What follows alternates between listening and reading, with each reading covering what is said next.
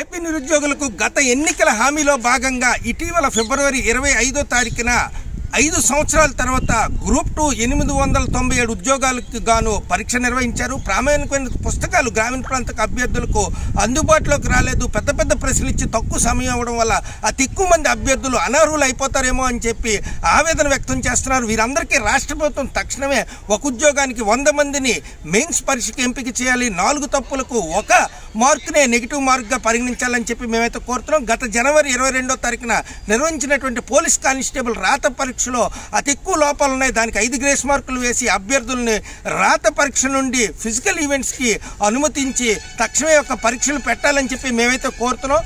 Digital గ్రంథాలయాలు ప్రతి సచివాలయంలో ఒకటి ఏర్పాటు చేస్తామన్నారు.